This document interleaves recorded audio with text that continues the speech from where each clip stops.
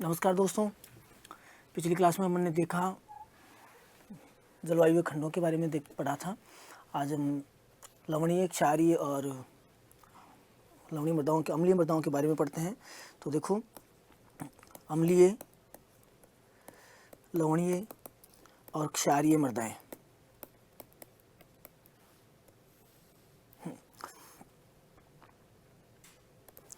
सबसे पहले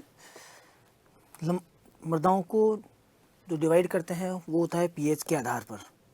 तो पीएच के आधार पर पीएच, सबसे पहले पीएच। तो पीएच क्या होता है?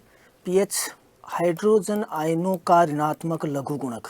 हाइड्रोजन आयनों का ऋणात्मक लघु गुणक क्या कहलाता है? पीएच कहलाता है। और पीएच के आधार पर सभी मृदाओं को डिवाइड करते हैं।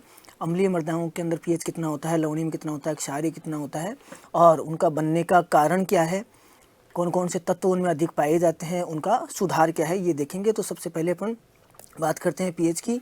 पीएच किसको कहा? हाइड्रोजन आयनों का ऋणात्मक लघु गुणक पीएच कहलाता है। और अगर किसी विलयन का बताना हो तो विलयन के अंदर क्या बोलते थे? किसी विलयन में हाइड्रोजन आयनों का ऋणात्मक लघु गुणक होगा, वो क्या हो जाएगा? पीएच हो जाएगा। इसके बाद में बात करते हैं यहाँ पर पीएच स्केल। सबसे पहले पीएच स्केल के अंदर देखते हैं कि पीएच स्केल में कहाँ से कहाँ तक अंक होते हैं। तो पीएच स्केल के अंदर 0 से लेकर 14 तक अंक होते हैं। और जो उदासीन बिंदु होता है वो होता है आपका 7। इसको न्यूट्रल बिंदु कहते हैं, उदासीन कहा जाता है। अगर 7 से कम पीएच मान है, पीएच मान 7 से कम की ओर आ रहा है, तो यहाँ पर अम्लीयता बढ़ती है। क्या बढ़ती है? अम्लीयता। और अगर पीएच मान ज़्यादा की ओर है तो लवणीयता और क्षारीयता बढ़ती है। तो यहाँ पर लवणीयता और क्षारीयता।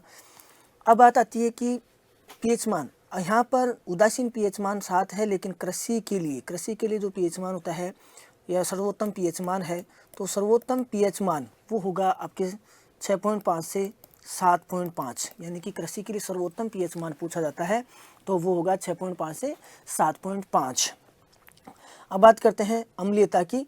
तो 7 से कम पीएच मान, अम्लीय मृदाएं कौन सी होगी? 7 से कम पीएच मान। तो 7 से कम पीएच मान है वो मृदाएं अम्लीय होती है। यहाँ पर आपके सबसे इम्पोर्टेंट क्वेश्चन है, सबसे पहला ही जो क्वेश्चन पूछा जाता है वो आपके अम्लीय में, फिर उसके बाद में लवणीय में, उसके बाद में क्षारीय में, इसके अंदर आपका पीएच मान पूछा जाता है। इम्पोर्टेंट क्वेश्चन है ये। तो सबसे पहले अगर पीएच के मान की बात करते हैं तो 7 से कम पीएच मान है वो मृदाएं होगी आपके अम्लीय। तो 7 से कम पीएच मान। इसके बाद में बात करते हैं 7 से पीएच मान ज़्यादा की ओर जाता है, 7 से ज़्यादा होगा।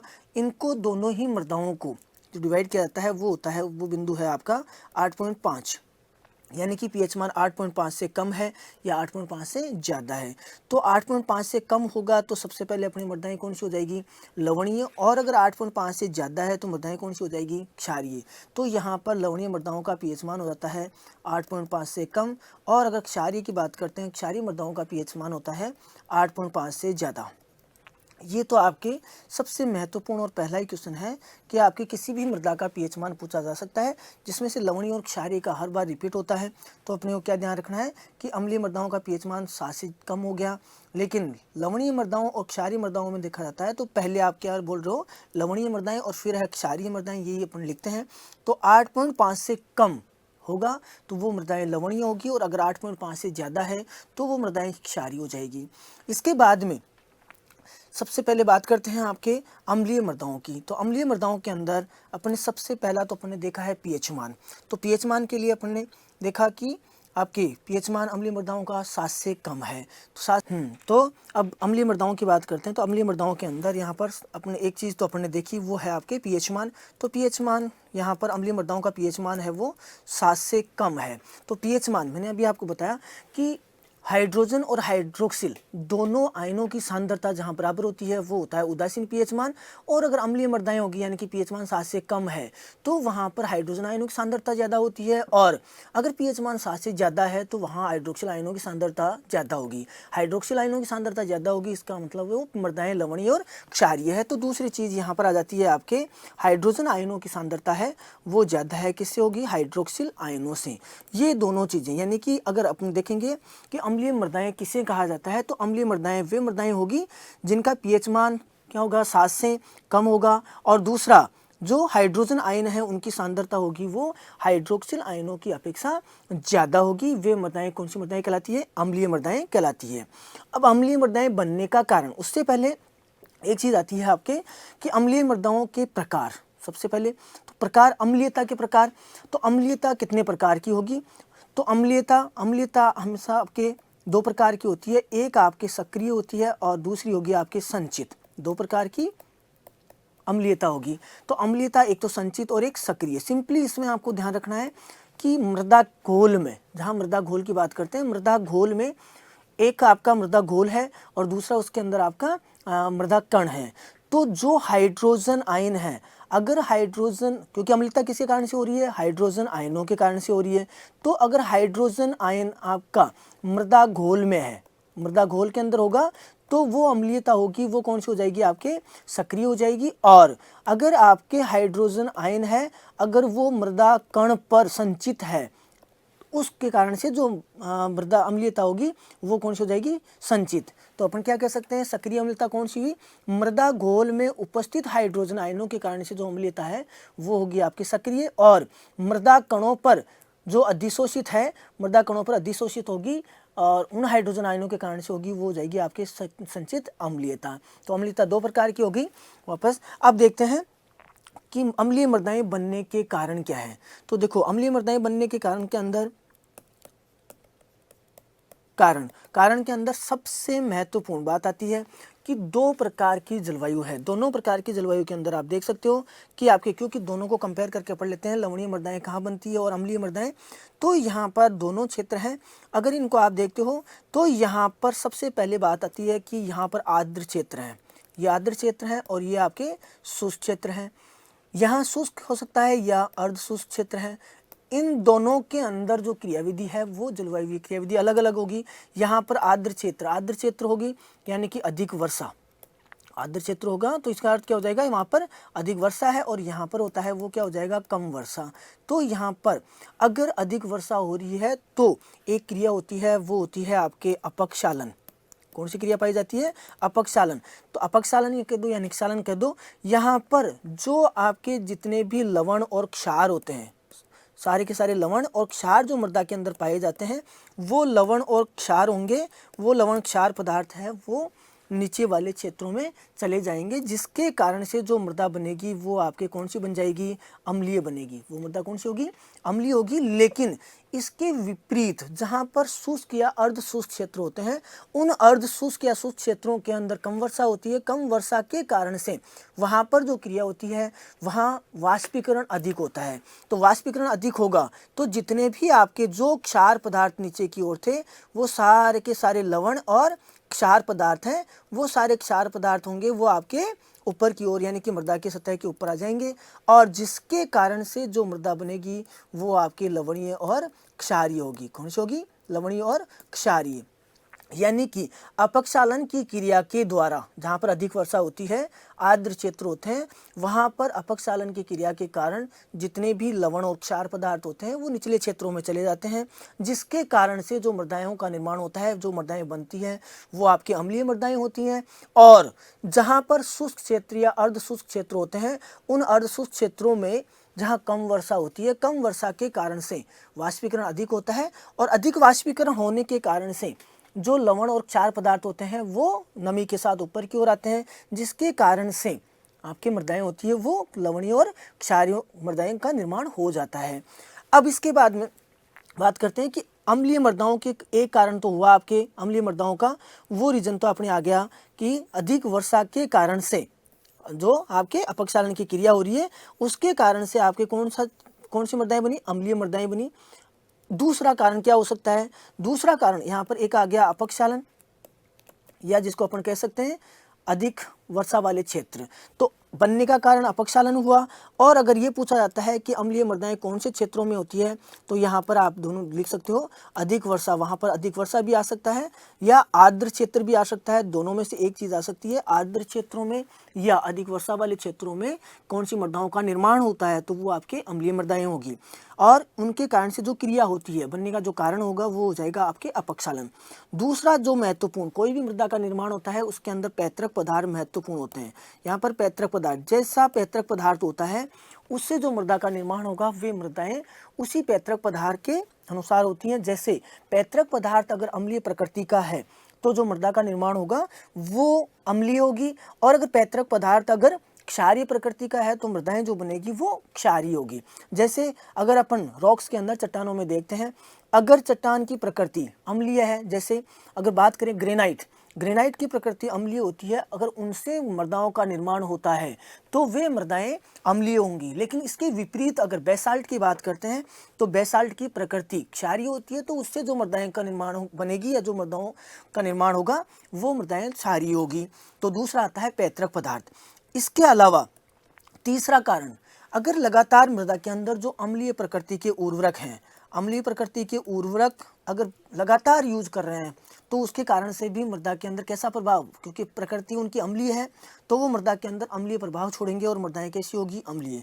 तो अम्लीय प्रकृति के अगर उर्वरकों का आप लगातार प्रयोग कर रहे हैं तो उसके कारण से भी मृदा जो बनेगी वो कैसी होगी, अम्लीय होगी। अब यहाँ पर दोनों के अंदर अपने को ध्यान रखना है कि अम्लीय प्रकृति के उर्वरक कौन से हैं और क्षारीय प्रकृति के उर्वरक कौन से हैं। तो इसके अंदर यहाँ पर अपने को ध्यान रखना है जितने भी नाइट्रोजन वाले हैं, जो नाइट्रोजन वाले उर्वरक होते हैं उनकी प्रकृति अम्लीय होती है। तो जितने भी नाइट्रोजन के होंगे अगर उनका लगातार प्रयोग हो रहा है तो उसके कारण से भी मृदा पर अम्लीयता का प्रभाव पड़ता है, मृदाएं अम्लीय बनती है। लेकिन नाइट्रोजन वाले उर्वरकों में एक ध्यान रखना है आपको, अगर आपको केन, क्योंकि इससे अपने जो दूसरा पार्ट है, जैसे कि अगर उर्वरकों में अपने को पूछा जाता है यूरिया की प्रकृति कैसी है, अमोनियम सल्फेट की प्रकृति कैसी है, तो अपन बता सकते हैं कि अगर नाइट्रोजीनियस फर्टिलाइजर है उस केस में उसकी प्रकृति होगी वो अम्लीय होगी। लेकिन यहाँ पर एक उर्वरक है कैल्शियम अमोनियम नाइट्रेट, जिसको किसान खाद भी कहते हैं, इसकी प्रकृति होती है वो आपके उदासीन होती है, इसका ध्यान रखना है अगर आपको पूछा जाता है। और नाइट्रोजनीय उर्वरकों का नाम आता है और एग्जाम में पूछा जाता है तो अपन कह सकते हैं कि उनकी प्रकृति अम्लीय है। लेकिन अगर केन के बारे में पूछा जाता है तो केन की प्रकृति कैसी होती है, उदासीन। तो यहाँ पर केन को छोड़कर नाइट्रोजन वाले जितने भी उर्वरक हैं वो सारे के सारे अम्लीय प्रकृति के होते हैं। तो 3 रीजन हो गए आपके। 3 रीजन कौन कौन से हुए, एक जहाँ पर अधिक वर्षा होगी या आर्द्र क्षेत्र होंगे उनके अंदर अपक्षालन की क्रिया होगी और उसके कारण से भी जो मृदाएं बनी वो अम्लीय हुई। पैतृक पदार्थ जिस प्रकृति का होता है और उससे जो पदार्थ, उससे जो जिस मृदा का निर्माण होगा वो मृदा भी कैसी होगी, आपके उसी प्रकार की होगी। तो यहाँ पर अपन ने बात की कि अगर अम्लीय प्रकृति के, क्योंकि पैतृक पदार्थ यहाँ पर रॉक्स ही होती हैं, चट्टानें होती हैं, खनिज पदार्थ होते हैं, तो खनिज पदार्थों की प्रकृति अगर अम्लीय है तो आपके मृदा का निर्माण भी अम्लीय होगा। और एक अपन जैसे ये अपने एग्रीकल्चर के अंदर जो अपन प्रयोग करते हैं कि जैसे उर्वरकों का प्रयोग करेंगे मृदा की प्रकृति भी वैसी ही होगी। इसके बाद में बात करते हैं बनने के कारण हो गए। बनने के कारणों के बाद में आता है सुधार। तो सुधार के अंदर अपने को इसमें सिंपल है, पूछा जाता है मृदाओं के अंदर सुधार किसी भी मृदा का पूछा जा सकता है, चाहे वो आपके लवणीय हो, चाहे वो आपके क्षारीय हो या आपके अम्लीय हो। तो सुधार में अपने को ध्यान रखना है, सुधार में यहाँ पर चूने वाले पदार्थों का प्रयोग किया जाता है। चूने वाले पदार्थों का प्रयोग किया जाता है। चूने वाले पदार्थ कौन कौन से हैं आपके, कैल्शियम ऑक्साइड है, कैल्शियम हाइड्रोक्साइड है और आपके यहाँ पर आ जाएगा कैल्शियम कार्बोनेट। इन तीनों पदार्थों का ये आपका है जिसको सिंपली अपन बोलते हैं बिना बुझा हुआ चूना, और ये आपका जो ये है ये होगा बुझा हुआ चूना। तो ये बिना बुझा चूना और दूसरा है वो कौन सा होगा, वो बुझा हुआ।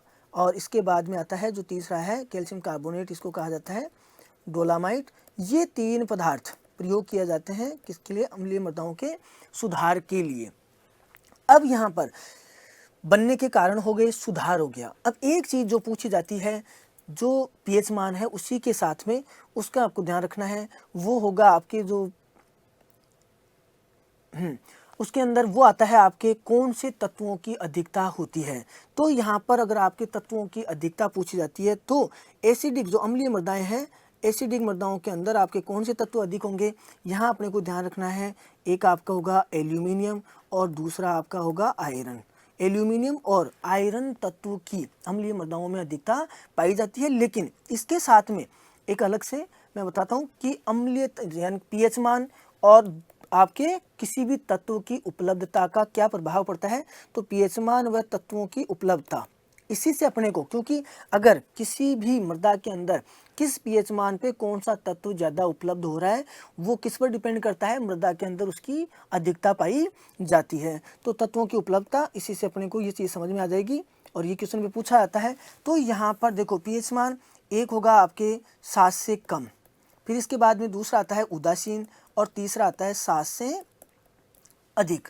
यहाँ पर सबसे पहले बात करते हैं 7, तो 7 से कम, 7 से कम का अर्थ यानी कि अम्लीय मृदाएं। तो अम्लीय मृदाओं के अंदर यहाँ पर जो आपके यहाँ आप कह रहे हो एल्यूमिनियम और आयरन, इसका अर्थ ये होगा कि जितने भी सूक्ष्म पोषक तत्व हैं उन सूक्ष्म पोषक तत्वों की उपलब्धता यहाँ पर आपके किस पीएच मान पर, 7 से कम पीएच मान पर अधिक होती है। तो सूक्ष्म पोषक तत्व, लेकिन यहाँ पर एक ध्यान रखना है आपके MO यानी मोलिब्डेनम को छोड़कर। मोलिब्डेनम की उपलब्धता होती है वो कहाँ किस पर ज़्यादा होती है, 7 पीएच मान पर ज़्यादा होती है, तो यहाँ पर मोलिब्डेनम इसमें आ जाएगा। अब बात आती है सूक्ष्म पोषक तत्व। आपके आयरन की बात करते हैं तो आयरन एक सूक्ष्म पोषक तत्व है। 7 पीएच मान पर आपका फास्फोरस होता है, वो सबसे ज़्यादा उपलब्धता होती है उसकी न्यूट्रल यानी कि उदासीन पीएच मान पर होती है, तो यहाँ पर फास्फोरस आ जाएगा। और 7 से ज़्यादा पीएच मान पर आपके कौन से तत्व आ जाएंगे, मुख्य पोषक तत्व। मुख्य पोषक तत्वों की उपलब्धता है किसको छोड़कर, फास्फोरस छोड़कर, जो कि आपके उदासीन पीएच मान पर ज़्यादा उपलब्ध होता है। तो मुख्य पोषक तत्व होंगे वो आपके, उनकी उपलब्धता 7 से ज़्यादा पीएच मान पर अधिक होती है। और एक आ जाता है आपके मोलिब्डेनम। इसका अर्थ ये हुआ कि आपका जितनी भी एसिडिक सॉइल्स हैं यानी कि अम्लीय मृदाएं हैं, अम्लीय मृदाओं के अंदर आपके उपलब्धता किनकी ज़्यादा है, सूक्ष्म पोषक तत्वों की। इसका अर्थ ये हुआ कि अगर सूक्ष्म पोषक तत्वों की उपलब्धता ज़्यादा है तो वे तत्व अम्लीय मृदाओं के अंदर ज़्यादा पाए जाते हैं। इसका अर्थ हुआ कि जो यहाँ पर आप याद कर रहे हो एसिडिक मृदाओं के अंदर किन तत्वों के, यानी कि मुख्य तत्व तो कौन से हो गए आपका, एक एल्यूमिनियम हो गया और दूसरा आयरन हो गया। इसके अलावा भी आपके सूक्ष्म पोषक तत्व उसके अंदर ज़्यादा उपलब्ध होते हैं। इसके बाद में आता है इसके अंदर कौन कौन सी इसके सॉइल्स के अंदर, इन एसिडिक सॉइल्स के अंदर कौन कौन सी फसलें उगाई जाती है या कौन सी फसलें होती है वो इसके अंदर उगा सकते हैं। तो सबसे पहले बात करते हैं आपके 2 क्रॉप्स तो एसिडिक सॉइल्स के अंदर उगाते ही हैं। एक आता है आपका धान, क्योंकि धान के लिए कितने पीएच मान, धान है वो अम्लता के प्रति यानी कि एसिडिक सॉइल्स के अंदर आसानी से उगाया जा सकता है, क्योंकि धान के लिए अपने कितने पीएच मान, 4 से 6 पीएच मान की आवश्यकता होती है। दूसरा आता है आपके चाय, इनको आप किस में उगा सकते हो, एसिडिक सॉइल्स के अंदर उगा सकते हो। इसके बाद में आता है एक है आपके घासें, जितनी भी ग्रासेज होती हैं इन ग्रासेज को दोनों में आपके, चाहे वो अम्लीय मृदाएं हो चाहे वो आपके क्षारीय मृदाएं हो, लवणीय मृदाएं हो, इन सब में उगाया जा सकता है। राई को भी आप अम्लीय मृदा में या क्षारीय मृदा में उगा सकते हैं। तो यहाँ पर सहनशील फसलें हुई वो हो गई आपके धान और चाय। इसके बाद में हम बात करते हैं, इसके बाद जो आता है वो है आपके लवणीय क्षारीय मृदाएं। तो लवणीय मृदाएं, क्षारीय मृदाओं का पीएच मान और बनने का कारण हमने पढ़ा था। सबसे पहले बात करते हैं यहाँ पर एक चीज़ तो पीएच, और पीएच के अलावा दूसरी चीज़ और आती है, 2 चीज़ें होती है, एक होता है विद्युत चालकता और दूसरी होगी आपके विनिमयशील सोडियम। तो यहाँ पर 3 चीज़ें हैं, इनको याद करने का तरीका है क्योंकि तीनों चीज़ें आपके साथ आ सकती हैं। पीएच कम हो सकता है, ज़्यादा हो सकता है, सोडियम कम हो सकता है, ज़्यादा हो सकता है, या आपके जो विद्युत चालकता है वो कम हो सकती है, ज़्यादा हो सकती है। तो यहाँ पर देखो पीएच मान है ये अपन पढ़ चुके हैं 8.5 से कम या ज़्यादा होगा। इसके बाद में आपका इसी विद्युत चालकता है वो आपके 4 डेसीसाइमन्स पर मीटर से कम या ज़्यादा होगी। और जो आपका विनिमयशील सोडियम है, एक्सचेंजेबल सोडियम है, वो आपके 15% से कम या ज़्यादा हो सकता है। अब मृदाएँ आपके, वैसे अगर आपके ऊष्ण मृदाओं को आप देखोगे तो इसके अंदर बात करते हैं, सबसे पहले लवणीय मृदाएँ होती है, इसके बाद में आपके क्षारीय मृदाएँ होती है, और एक आपके कौन सी मृदाएँ होती हैं, लवणीय और क्षारीय मृदाएँ। एक तो पीएच मान, ये अपन ने अभी देखा है, पीएच मान 8.5 से कम और ज़्यादा अपन ने देखा कि लवणीय का पीएच मान होता है वो कम है। लेकिन इसको तीनों चीज़ें पूछी जा सकती है, तीनों साथ आ सकती हैं, कौन सा कम है या ज़्यादा है। तो इसके लिए अपन क्या करते हैं, सबसे पहले बात करते हैं अपन इसी लिख लेते हैं, इसी के बाद में पीएच मान लिख देते हैं और पीएच मान के बाद में लिख देते हैं सोडियम, क्योंकि और अगर याद करने का तरीका भी यही है, यहाँ पर ई है वो अल्फ़ाबेटिकली पहले आ रहा है, फिर ये दोनों आपके दोनों बाद में रह जाएंगे। और सबसे पहले जो मृदा है वो अपन लवणीय बोलते हैं, तो लवणीय लिख लेते हैं, यहाँ पर क्षारीय होगी और एक हो जाएगी लवणीय क्षारीय। लवणीय क्षारीय मृदाओं को याद करने की जरूरत नहीं है, क्योंकि इतना ध्यान रखना है इनके अंदर चाहे विद्युत चालकता हो या पीएच मान हो या आपका विनिमयशील सोडियम, ये तीनों ही चीज़ें ज़्यादा पाई जाती है। यानी कि इसका अर्थ ये होगा कि लवणीय क्षारीय मृदाओं के अंदर पीएच मान 8.5 से ज़्यादा होता है, विनिमयशील सोडियम आपके 15% से ज़्यादा होगा और विद्युत चालकता होगी वो 4 डेसी साइमन्स पर मीटर से ज़्यादा ही होगी। अब आता है आपके दो लवणीय और क्षारीय। लवणीय और क्षारीय के अंदर आपको ये ध्यान रखना है, पीएच मान अपने देखा था, लेकिन आप एक चीज़ याद कर सकते हो, ईसी, और ईसी को याद करना है आपके ज़्यादा। इसका अर्थ ये हुआ कि आपका जो पहला पॉइंट यानी कि लवणीय मृदाओं के अंदर जो पहली चीज़ है ईसी है, यानी कि विद्युत चालकता है। विद्युत चालकता 4 डेसी साइमन्स पर मीटर से ज़्यादा होती है और ये दोनों चीज़ें कम हो जाएगी, यानी कि इसका जस्ट अपोजिट करना है। तो यहाँ पर आपके पीएच मान भी और सोडियम, क्योंकि पीएच मान तो अभी अपन ने उसके अंदर पीएच स्केल देखा था, तो उसी समय देखा था कि आपके पीएच मान 8.5 से कम किसका होता है, लवणीय मृदाओं का। तो यहाँ पर एक चीज़ ज़्यादा हुई वो है ईसी। इसके बाद में आता है आपके क्षारीय मृदाएं। तो जो लवणीय मृदाएं होती है उसका जस्ट अपोजिट, यानी कि अगर लवणीय मृदाओं के अंदर ईसी ज़्यादा है तो क्षारीय मृदाओं में वो क्या हो जाएगी, कम हो जाएगी। अगर पीएच मान 8.5 से कम है लवणीय मृदाओं का, तो यहाँ क्षारीय के अंदर क्या हो जाएगा, 8.5 से ज़्यादा हो जाएगा। सोडियम भी कम है 15% से, तो यहाँ पर सोडियम भी ज़्यादा हो जाएगा। इसका अर्थ ये हुआ कि यहाँ पर ये दोनों एक दूसरे की अपोजिट। क्या ध्यान रखना है, अगर आपका विद्युत चालकता लवणीय के अंदर ज़्यादा है तो क्षारीय में क्या होगी, कम। अगर पीएच मान आपके कम है तो क्षारीय में ज़्यादा होगा, और अगर विनिमयशील सोडियम यहाँ पर कम है तो क्षारीय के अंदर क्या हो जाएगा, ज़्यादा हो जाएगा। अब यहाँ पर लवणीय मृदा की जो परिभाषा है, आपकी परिभाषा आ सकती है या आपको सीधा कैसे भी क्वेश्चन दे सकता है, तीनों चीज़ें लिख के और दे सकता है। तो लवणीय मृदाएं कौन सी मृदाएं हो जाएगी, लवणीय मृदाएं वे मृदाएं होती हैं जिनके अंदर विद्युत चालकता 4 डेसी साइमन्स पर मीटर से अधिक।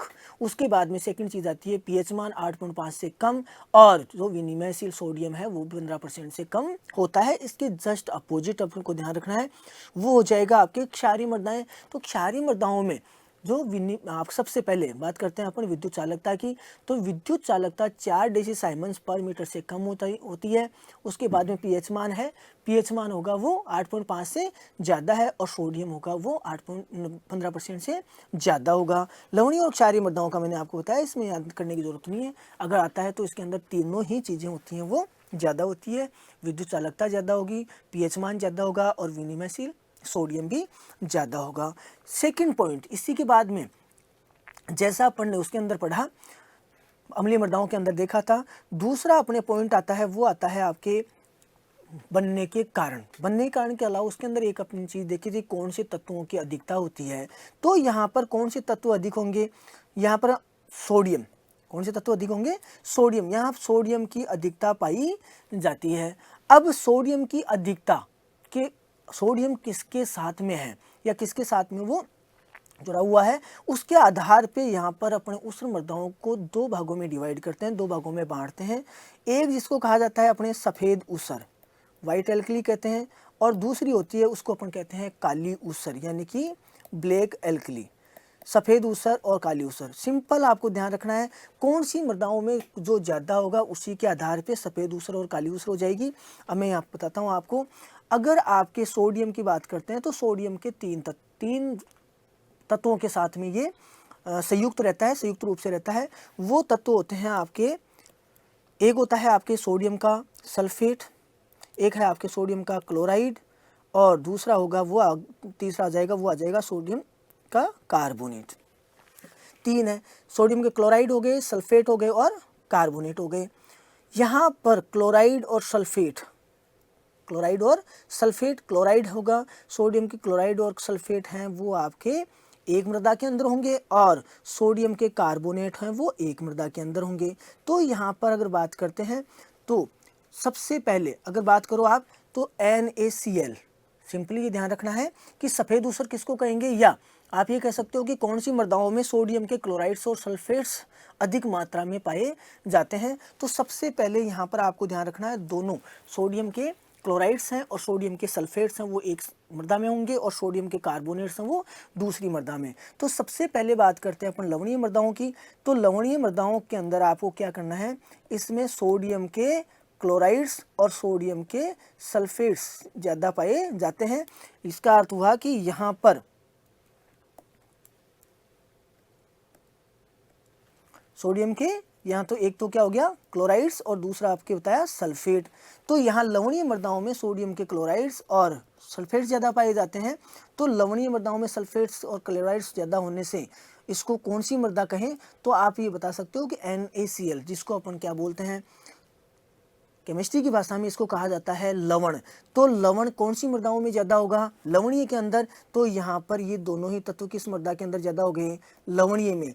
अब जो क्षारीय मृदा है, उस क्षारीय मृदा में जो दूसरा बचा वो क्या बच गया, आपके सोडियम के कार्बोनेट्स बच गए। तो अपने आप ही किस में रह गए, क्षारीय मृदाओं में। अब अपने को दूसरा ये भी ध्यान रखना है कि वो सफ़ेद ऊसर है या काली ऊसर है। सफ़ेद ऊसर किसको कहा जाता है या काली ऊसर किसको कहा जाता है। तो यहाँ पर सिंपली वही फॉर्मूला आपको यूज करना है NaCl, यानी कि यहाँ पर लवण, इसका रंग कैसा होता है जिसको अपन क्या कहते हैं नमक कॉमन भाषा में, इसका कलर होगा वो कैसा हो जाएगा आपके सफ़ेद। तो यहाँ पर सफ़ेद ऊसर मृदाएं, दोनों चीज़ें ध्यान रख लेना। सोडियम के क्लोराइड, सोडियम के सल्फेट्स लवणीय मृदाओं में, क्योंकि NaCl लवण तो लवणीय मृदाओं में ज़्यादा होता है और उसका कलर वाइट होता है। तो आपको क्या ध्यान रखना है, उसी से एक ट्रिक बन जाएगी आपके कि सफ़ेद ऊसर मृदाएं लवणीय मृदाओं को कहा जाता है। दूसरा जो बचता है सोडियम के कार्बोनेट्स हैं वो कौन सी मृदाओं में ज़्यादा होते हैं, क्षारीय में। तो अपने आप ही वो कौन सी रह जाएगी, आपके काली ऊसर मृदाएं रह जाती है, जिसको अपन ब्लैक एल्कली कहा जाता है। तो सफ़ेद ऊसर हो गई और काली ऊसर। सोडियम तत्व ज़्यादा पाया जाता है, pH मान EC और ये देख लिया। इसके बाद में बात आती है, जो अगला ही पॉइंट है वो सिंपल अपने पास में आता है, वो है जो अपन ने अम्लीय के अंदर भी पढ़ा था, बनने के कारण। अब बनने के कारणों में अपने देखा था कि उसमें कम वर्षा हो रही थी, एक ज़्यादा वर्षा हो रही थी, दोनों अपन ने साथ में देखा था। तो जब आपके ज़्यादा वर्षा हो रही थी तो लवण और क्षार निचले क्षेत्रों में जा रहे थे, वहाँ मृदाएं अम्लीय बन रही थी। तो यहाँ पर कौन से क्षेत्रों में पाई जाती है, तो अगर लवणीय और क्षारीय मृदाओं की बात करते हैं तो ये आपके शुष्क और अर्धशुष्क में थी, शुष्क या अर्धशुष्क क्षेत्रों में थी। और इस यहाँ पर कौन सी क्रिया हो रही थी, यहाँ पर आपकी क्रिया हो रही थी वाष्पीकरण, यानी कि अधिक वाष्पीकरण होने के कारण से लवण और क्षार ऊपर की ओर आ रहे थे। तो यहाँ पर कम वर्षा, इसका कारण क्या हुआ, कम वर्षा लिख दो या अधिक वाष्पीकरण लिख दो, एक चीज़। दूसरा पॉइंट वो भी इसी के अंदर आएगा, क्योंकि उसमें अपन ने लिखा था पैतृक पदार्थ, यहाँ पर भी वो क्योंकि पैतृक पदार्थ जैसा होगा वैसे ही मृदा का निर्माण होगा। तो यहाँ पर पैतृक पदार्थ आ जाएगा। इसके बाद में आता है तीसरा, उसके अंदर अपन ने लिखा था लगातार अम्लीय प्रकृति के उर्वरकों का प्रयोग। लेकिन यहाँ पर अपने मृदाएं कौन सी पढ़ रहे हैं, लवणीय और क्षारीय।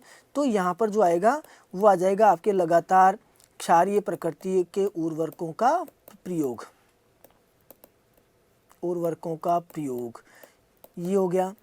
अब बात आती है आपके यहाँ पर तीनों रीजन हो गए, कम वर्षा हो गया, पैतृक पदार्थ हो गया और लगातार क्षारीय प्रकृति के उर्वरकों का प्रयोग। मैंने आपको बताया था अम्लीय प्रकृति के उर्वरक नाइट्रोजीनियस फर्टिलाइजर होते हैं।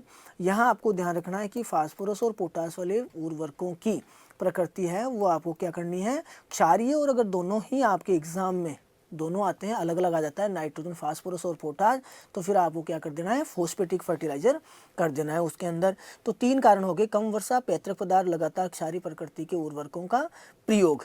अब यहाँ पर एक चीज़ आती है कि इनका सुधार किस आधार पे करना है। उसमें सिंपली अपन ने क्या देखा था, सिंपली उसके अंदर अम्लीय के लिए अपन ने सिंपली चूने के पदार्थों का प्रयोग किया था, या उसके अंदर सीधा सीधा चूना भी आ सकता है।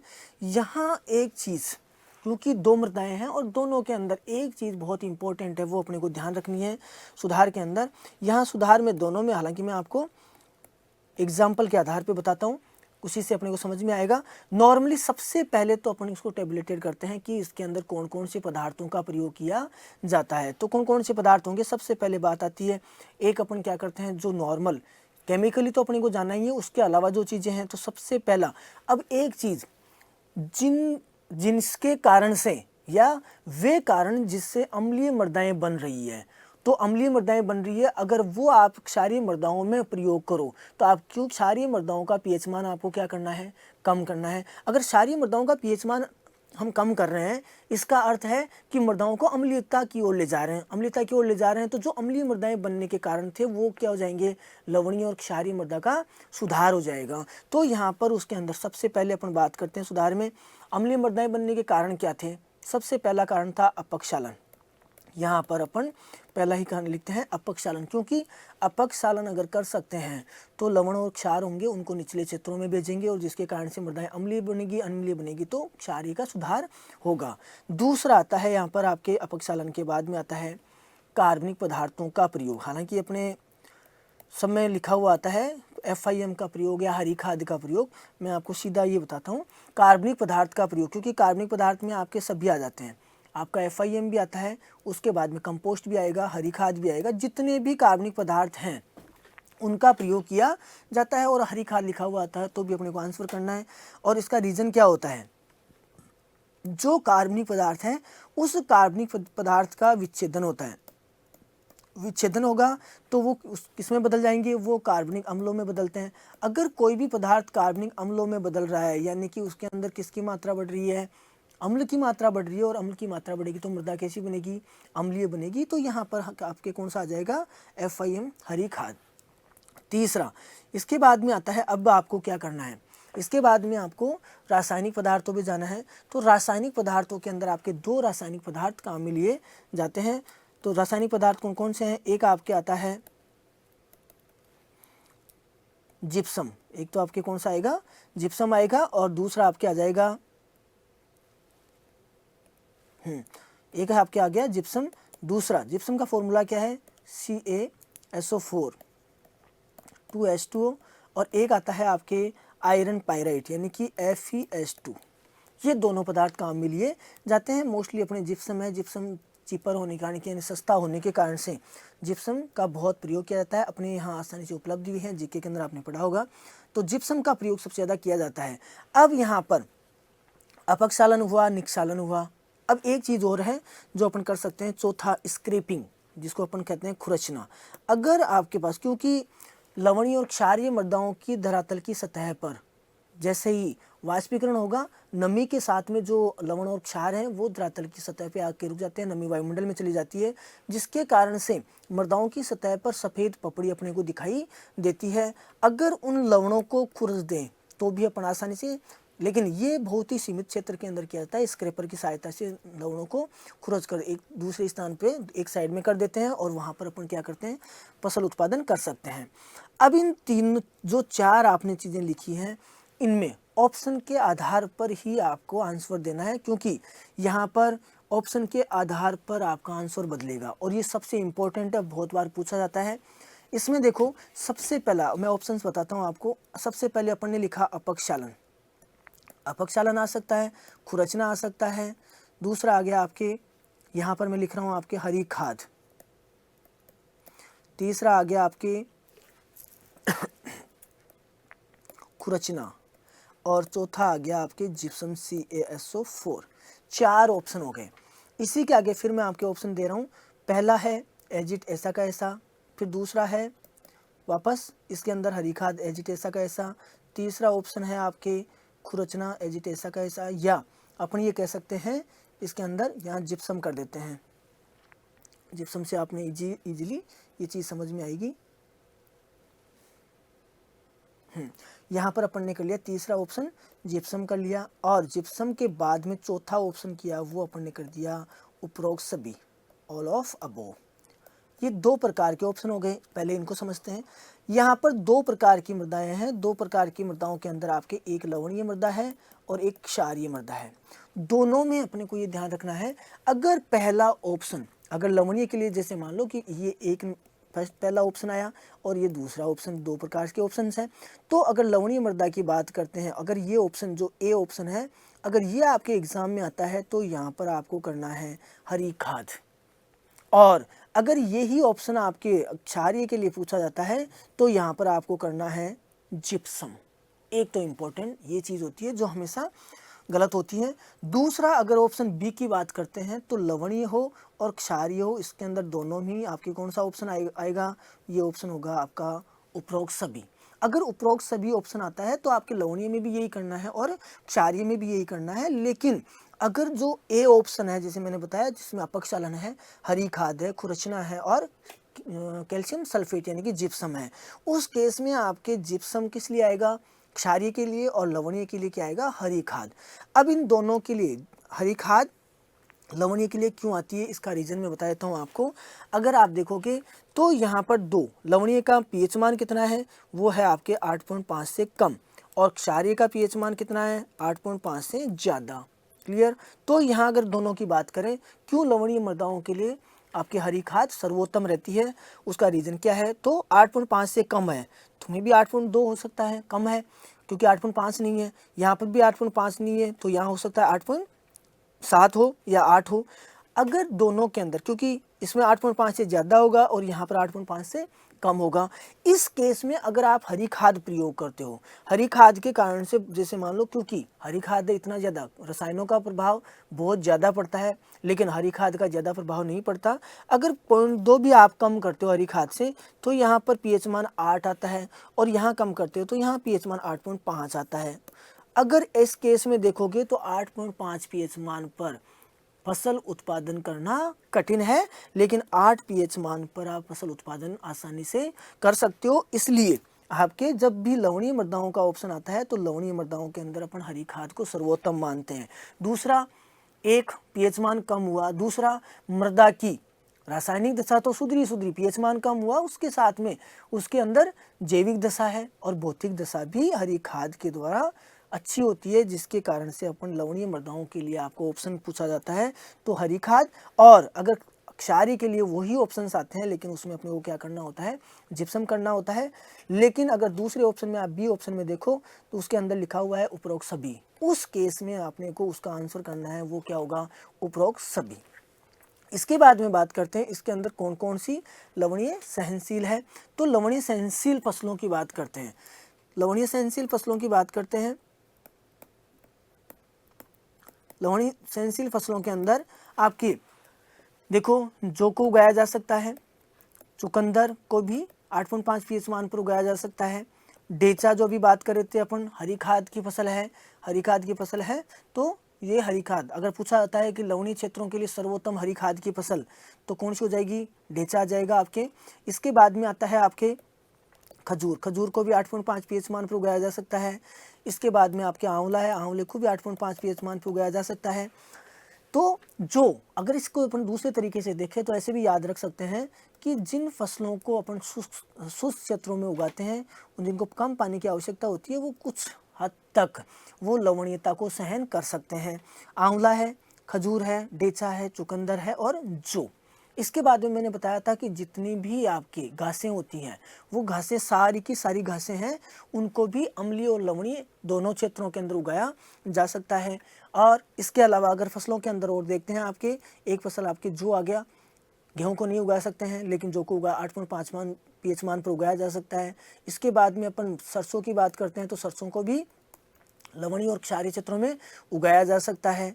इसके अलावा जो वेराइटीज़ होती हैं, अलग अलग क्रॉप्स की जो वेराइटीज़ हैं, उन वेराइटीज़ को उगा सकते हैं। और जो लवण रोधी या आप ये कह सकते हो लवण सहनशील किस्मों का विकास होता है, वो सारी किस्में हैं वो लवणीय क्षेत्रों में उगाई जा सकती हैं। तो ये हो गई आपकी सहनशील फसलें। तो सबसे पहले सहनशील फसलें। अब बात आती है कि कौन सी फसलें जो लवण को सहन नहीं कर सकती। वे फसलें जिनको नॉर्मली याद करने के लिए अपन ये देख सकते हैं कि एक सारी की सारी फसलों में से जिन फसलों को ज़्यादा पानी की आवश्यकता होती है, उन फसलों को अपन ये कह सकते हैं कि वो लवणों के प्रति सहनशील नहीं होती, संवेदनशील होती हैं। और जिन फसलों को कम पानी की आवश्यकता होती है, वे फसलें कौन सी हैं, क्योंकि कम पानी होगा तो उन क्षेत्रों में कौन सी मृदाएँ पाई जाती है, लवणीय और क्षारीय। जैसे अगर अपने को पूछा जाता है कि लवणीय और क्षारीय मृदाएँ, पहली चीज़ अगर राजस्थान में पूछा जाता है तो राजस्थान में कौन सी मृदाएँ पाई जाती है, तो यहाँ पर अपन सीधा कहते हैं लवणीय और क्षारीय। क्यों? क्योंकि यहाँ पर शुष्क व अर्ध शुष्क जलवायु पाई जाती है। लेकिन अगर ये पूछा जाता है कि राजस्थान के कौन से भाग में अम्लीय मृदाएँ, तो राजस्थान में अधिक वर्षा जहाँ होती है वहाँ मृदाएँ कैसी होगी, अम्लीय। तो अपनी ये कह सकते हैं कि आपका जो 5वां खंड था, 5वां जलवायु खंड जो अपने पिछली क्लास में पढ़ा था, 5वें जलवायु खंड के अंदर आपके कौन सी मृदाएँ होती है, अम्लीय। राजस्थान में कौन सी मृदाएं हुई, लवणीय और क्षारीय, लेकिन 5वें खंड के अंदर कौन सी हो जाती है, आपकी अम्लीय मृदाएं पाई जाती हैं। ऐसे ही यहाँ पर ये चीज़ साथ में ये भी ध्यान रखना कि ये चीज़ आपके मृदा क्षरण में भी आती हैं। कैसे, अगर जहाँ पर शुष्क क्षेत्र है वहाँ वायवीय मृदा क्षरण होता है वो ज़्यादा होता है, और जहाँ पर आपके आर्द्र क्षेत्र होंगे वहाँ पर आपके जलीय क्षरण ज़्यादा होता है। अगर यही पूरे भारत के परिप्रेक्ष्य में देखें तो भारत में मुख्यतः कौन सी मृदाएं पाई जाती हैं, तो अपन कहेंगे अम्लीय मृदाएं पाई जाती है। तो भारत के कौन से भूभाग में लवणीय और क्षारीय मृदाएं पाई जाती हैं, तो अपन ये कह सकते हैं कि जो पश्चिमी भारत है, जिसके अंदर आपके कुछ पार्ट गुजरात का है, राजस्थान है, कुछ पार्ट पंजाब और हरियाणा का है, उत्तर प्रदेश का है, इनमें कौन सी मृदाएं पाई जाती है, ये मृदाएं पाई जाती हैं आपके लवणीय और क्षारीय। यही चीज़ यहाँ पर अगले पूछा जाता है, राजस्थान में लवणीय और क्षारीय मृदाएं पाई जाती हैं, लेकिन अम्लीय मृदाएं कहाँ पाई जाती है, तो अपन कह सकते हैं दक्षिणी पूर्वी भाग में। अब बात आती है सबसे, इसके अलावा एक सबसे इम्पोर्टेंट क्वेश्चन जो मोस्टली अपन गलत करते हैं, आपके एग्जाम में पूछा भी जाता है। अगर आपको ये पूछा जाता है दलदली क्षेत्रों में, यहाँ पर ध्यान से समझना इस चीज़ को, दलदली क्षेत्रों में कौन सी मृदा होती है, ये अगर क्वेश्चन पूछा जाता है तो दलदली क्षेत्र जहाँ पानी ज़्यादा होता है वहाँ दलदली क्षेत्र बनते हैं। और हमें लगता है कि दलदली जहाँ पानी ज़्यादा होगा वहाँ मृदाएं कौन सी बताई थी, अम्लीय मृदाएं बताई थी, लेकिन यहाँ पर ये चीज़ जस्ट अपोजिट है। पहला तो इसको आप जोड़ सकते हो, यहाँ पर ध्यान रखना, जहाँ पर आपने पढ़ा होगा जीके के अंदर आपको पढ़ाया होगा, एक समस्या होती है सेम की समस्या। सेम की समस्या कहाँ होती है, जो नहरी क्षेत्र होते हैं वहाँ पर सेम की समस्या पाई जाती है, दलदली भूमि पाई जाती है। दलदली भूमि कब बनती है, अगर पानी अपक्षालन के द्वारा मृदा के निचले क्षेत्रों में जा रहा है तो दलदली मृदाएं नहीं बनती, और उसके कारण से उसके साथ में लवण और क्षार नीचे की ओर जाते हैं, मृदाएं अम्लीय बन जाती हैं। लेकिन पानी मृदा जो संतृप्त होती है, जिसमें अपक्षालन होना बंद हो जाता है, लगातार पानी भरा हुआ रहता है, अपक्षालन होना बंद हो जाता है, वहाँ पर समस्या पाई जाती है, तो आप ये कह सकते हो वो दलदली क्षेत्र होते हैं या सेम की समस्या पाई जाती है। और इन क्षेत्रों में अम्लीय मृदा नहीं होने के बजाय कौन सी मृदाएं होती है, यहाँ पर आपको लवणीय मृदाएं ध्यान रखनी है। यानी कि अगर आपको पूछा जाए दलदली क्षेत्रों में, तो आपको यहाँ पर जो अपने थंब रूल है कि जहाँ पर ज़्यादा वर्षा होती है उसके कारण से आपकी मृदाएं अम्लीय और पाई जाती हैं। यहाँ पर ये ध्यान रखना है कि दलदली क्षेत्र कभी भी ज़्यादा वर्षा के कारण नहीं बनते, पानी भरा हुआ होता है उसके कारण से बनते हैं, और इन क्षेत्रों में आपके लवणीय मृदाएं पाई जाती हैं। इंपॉर्टेंट क्वेश्चन है, ये ध्यान रखना है। अब बात आती है आपके इसके अंदर अम्लीय मृदाएं कैसे बनी, अम्लीय मृदाओं का पीएच मान कितना होता है, लवणीय मृदाएं कैसे बनी, लवणीय मृदाओं का पीएच मान कितना होता है, और उनका सुधार में से या पीएच मान में से आपके क्वेश्चन जरूर आता है, इंपॉर्टेंट है। सबसे पहले एक बार मैं इसको वापस बता देता हूँ कि यहाँ पर अपने देखा कि पीएच मान का अपने देखा, पीएच मान किसने दिया था, सोरेनसन ने दिया था 1909 के अंदर, 1909 के अंदर सोरेनसन ने पीएच दिया। और ये क्या होता है, हाइड्रोजन आयनों का ऋणात्मक लघु गुणक होता है। अब पीएच स्केल अपन ने ये पढ़ा था कि अम्लीय, लवणीय और क्षारीय मृदाओं को अपन पीएच मान के आधार पर डिवाइड करते हैं। जिनका पीएच मान 7 से कम होता है उनको अपन अम्लीय मृदाएं कहते हैं, जिनका पीएच मान 7 से ज़्यादा है वो लवणीय और क्षारीय दोनों हैं। उनको लवणीय और क्षारीय मृदाओं को अपन डिवाइड करते हैं, वो आता है 8.5 से।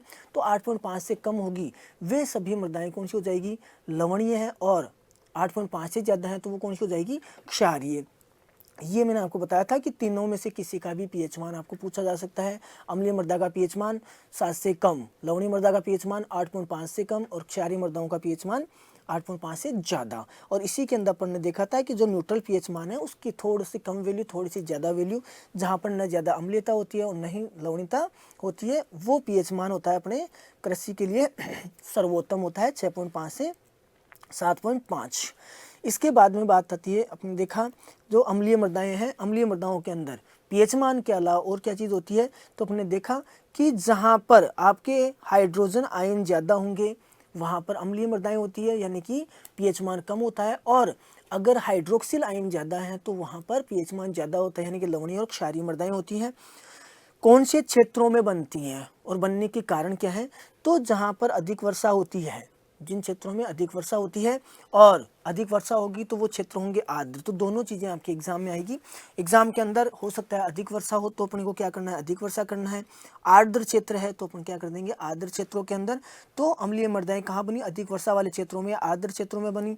क्यों बनी, क्योंकि वहाँ पर अपक्षालन की क्रिया होती है। अपक्षालन की क्रिया के कारण जो लवण और क्षार है वो नीचे वाले क्षेत्रों में चले जाते हैं, जिसके कारण से मृदाएं अम्लीय हो जाती हैं। दूसरा कारण था पैतृक पदार्थ। मृदा के अंदर अपने डिस्कस किया कि मृदा का निर्माण होगा वो पैतृक पदार्थों से होता है, यानी कि खनिज पदार्थों से होता है, चट्टानों से होता है। और खनिज पदार्थ की प्रकृति अगर अम्लीय है तो उससे जिस मृदा का निर्माण होगा वे मृदाएं अम्लीय होंगी। और उसके लिए अपन ने एग्जाम्पल देखा था ग्रेनाइट का। ग्रेनाइट की अगर प्रकृति देखें तो वो अम्लीय है, तो उससे जिस मृदा का निर्माण होगा वो मृदाएं अम्लीय होगी। तीसरा, अम्लीय प्रकृति के उर्वरकों का लगातार प्रयोग। तो अम्लीय उर्वरक प्रकृति के उर्वरक मैंने आपको बताया कि जो नाइट्रोजीनियस फर्टिलाइजर होते हैं वो सारे के सारे अम्लीय प्रकृति के होते हैं। किसको छोड़कर, अपने एक बताया था आपको जिसको किसान खाद कहते हैं, कैल्शियम अमोनियम नाइट्रेट, इसकी प्रकृति उदासीन होती है। अगर आपको ये कहा जाए कि वह नाइट्रोजन वाला उर्वरक जिसकी प्रकृति उदासीन होती है तो वो कौन सी हो जाएगी, आपने केन हो जाएगा, कैल्शियम अमोनियम नाइट्रेट। उसके अलावा आपको सब में याद करने की जरूरत नहीं है। किसी भी फर्टिलाइजर का पूछिए, अगर वो नाइट्रोजीनियस है इट मीन्स उसकी नेचर होगी वो एसिडिक होगी। अगर वो फॉस्फेटिक है तो उस केस में अपन कह सकते हैं कि उसकी नेचर होगी वो आपके क्षारीय होगी, बेसिक होगी। इसके बाद में आता है आपके इसके अंदर की अम्लीयता है वो हाइड्रोजन आयनों के कारण से है, वो संचित भी हो सकती है या सक्रिय हो सकती है। तो सक्रिय के अंदर दोनों दो पदार्थ हैं मृदा के अंदर। जो रंध्रावकाश होता है उसके अंदर मृदा, अभी जो आगे की क्लास है उसमें अपन पढ़ेंगे, तो रंध्रावकाश में मृदा घोल के अंदर, यानी कि मृदा जल पाया जाता है उसके अंदर मृदा घोल होता है। तो अगर हाइड्रोजन आयन मृदा के घोल में है तो उसके कारण जो अम्लीयता होगी वो तो होगी सक्रिय, यानी कि मृदा घोल में हाइड्रोजन आयन फ्री है और फ्रीली रहेगा तो वो सक्रिय रहेगा। लेकिन अगर मृदा के कणों पर, दूसरी चीज क्या होती है ठोस मृदा के अंदर, तो मृदा के कणों पर हाइड्रोजन आयन अधिशोषित हो जाता है। अधिशोषण का अर्थ आप समझते हो, अधिशोषण जो डिफरेंट पार्टिकल्स होते हैं उनमें जो होता है उसको अधिशोषण कहते हैं, जिसको अपन ये कहेंगे एक बार जैसे मृदा का जो कण है उसके ऊपर जल का अणु आया, हाइड्रोजन का अणु आया, वो उसके ऊपर अधिशोषित हुआ उसके कारण से, तो क्योंकि वो अधिशोषित हो गया इसके कारण से वो अम्लीयता होगी वो होगी संचित। तो मृदा घोल में उपस्थित है तो वो अम्लीयता होगी सक्रिय, और अगर मृदा का कण के ऊपर अधिशोषण हो गया किसका, हाइड्रोजन आयनों का, तो वो हो जाएगा संचित। इसके बाद में अपन ने बात की सुधार, मैंने कहा था इंपॉर्टेंट है। मृदाओं के अंदर अम्लीय, लवणीय और क्षारीय मृदा में से एक क्वेश्चन जरूर आता है, तो वो हो सकता है कि कौन से तत्व ज्यादा पाए जाते हैं, कौन से क्षेत्रों में बनती है, या उसके बनने के कारण क्या है, या आप ये कह सकते हो कि सुधार, उसमें से क्वेश्चन आता है। तो अपन ने ये देखा यहाँ पर सुधार के अंदर सिंपली अपने को क्या करना है, चूने वाले पदार्थ हैं, चूने वाले पदार्थ अम्लीय मृदाओं के सुधार के लिए काम में लिए जाते हैं। अब एक चीज अभी बात की, उसके अंदर अपने आता है कि कौन से तत्वों की अधिकता होती है। तो ये ध्यान रखना है अपने को कि जो एल्यूमिनियम और आयरन है इन दोनों तत्वों की अम्लीय मृदाओं के अंदर अधिकता होती है। दूसरा कि धान और चाय जो अम्लीय क्षेत्रों के अंदर उग सकते हैं, ज़्यादा पानी की आवश्यकता भी है, दोनों ही चीज़ें इसके अंदर आएगी। तो 4 से 6 पीएच मान, यानी कि ये तो हो गई सहनशील फसलें। उसके बाद में मैंने बताया कि घासों को दोनों ही क्षेत्रों में उगाया जा सकता है। इसके बाद में आपका एक पॉइंट था पीएच और तत्वों की उपलब्धता। पीएच मान का तत्वों की उपलब्धता पर क्या प्रभाव पड़ता है, तो 7 से कम, यानी कि अम्लीयता में या अम्लीय मृदाओं में कौन से तत्वों की उपलब्धता ज़्यादा होती है या अधिक होती है, तो आपके जितने भी सूक्ष्म पोषक तत्व हैं, सूक्ष्म पोषक तत्व अम्लीय मृदाओं के अंदर उनकी उपलब्धता बहुत ज़्यादा होती है। किसको छोड़कर, आपके मोलिब्डेनम को, क्योंकि मोलिब्डेनम की उपलब्धता है वो आपके 7 से ज़्यादा पीएच मान पर, यानी कि लवणीय क्षारीय मृदाओं के अंदर मोलिब्डेनम की उपलब्धता अधिक होती है। उसके बाद में आता है उदासीन पीएच मान पर। तो उदासीन पीएच मान पर आपके कौन सा आ जाएगा, फास्फोरस की उपलब्धता है वो 7 पीएच मान पर अधिक होती है। इसके बाद में आता है लवणीय और क्षारीय के अंदर, यानी कि 7 से ज़्यादा पीएच मान पर आपके सारे के सारे मुख्य पोषक तत्वों की उपलब्धता होती है, वो आपके लवणीय और क्षारीय क्षेत्रों में कह दो, या आप ये कह सकते हो कि 7 से ज़्यादा पीएच मान पर मुख्य पोषक तत्वों की उपलब्धता ज़्यादा होती है। किसको छोड़कर, आपके फास्फोरस को छोड़कर, क्योंकि फास्फोरस की उपलब्धता कितने पर है, उदासीन पीएच मान पर। और आपका मोलिब्डेनम है वो भी 7 से ज़्यादा पीएच मान पर अधिक उपलब्ध होता है। इसके बाद बात करते हैं आपके लवणीय क्षारीय मृदाएं। तो लवणीय क्षारीय मृदाओं के अंदर सबसे पहले अपन ने पीएच पढ़ा था। पीएच मान लवणीय का 8.5 से कम था, क्षारीय के अंदर 8.5 से ज़्यादा था। लेकिन दो चीज़ें और होती है, एक होती है आपकी विद्युत चालकता, दूसरा होता है विनिमयशील सोडियम। विद्युत चालकता और विनिमयशील सोडियम। तो विद्युत चालक सबसे पहले अपन बात करते हैं लवणीय क्षेत्रों के अंदर। मैंने आपको बताया था याद करने के लिए कि विद्युत चालकता को आप पहले रख लेना, क्योंकि ई अल्फाबेटिकली पहले आता है, वो चीज़ ज़्यादा होती है, यानी कि विद्युत चालकता याद कर लो। विद्युत चालकता लवणीय क्षेत्रों के लवणीय मृदाओं के अंदर ज़्यादा होती है। वो अपने को ध्यान है कितने से होगी, वो 4 डेसिमल पर मीटर से कम या ज़्यादा होगी।